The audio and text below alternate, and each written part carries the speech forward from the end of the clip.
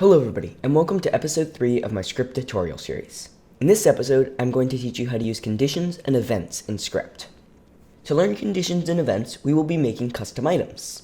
The first step of making these custom items will be creating an event that is called whenever somebody clicks. We do this with the onClick with item event. In our case, that will be a gold sword.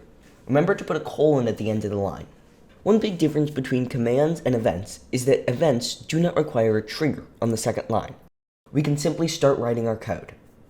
Next, we will be using a condition to check if the gold sword is our custom item and not just some other gold sword. The way we will do this is by giving our gold sword a custom color-coded name that you can't make with an anvil. Something like God Sword. And we will be using Minecraft's color coding system to make the name golden and bolded. Okay, now we have made sure that this player is actually holding our custom item, so let's give it an ability. In this example, we are going to make the gold sword strike lightning wherever you are looking. We will do this by typing strike lightning and then the location where we want the lightning to strike. In this case, the block that the player is looking at, or target block of player. Great, now we have made our custom item ability, but how can we obtain it? We will be using a custom command like the one we learned last episode. First, we're going to define our command as rename, and then give it a text argument. Then, we're going to give the command a permission, so that only operators can run it. Next, we're going to type trigger and write our code under that. This command is quite simple. We're simply going to change the name of the player's item to whatever argument 1 is.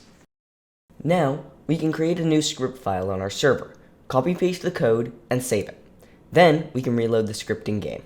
First, we can get a gold sword. Then, we'll rename it to our special color-coded gold sword. Now, we can try our new ability on our test subjects. Look at that! It works! Next, let's give our sword another ability.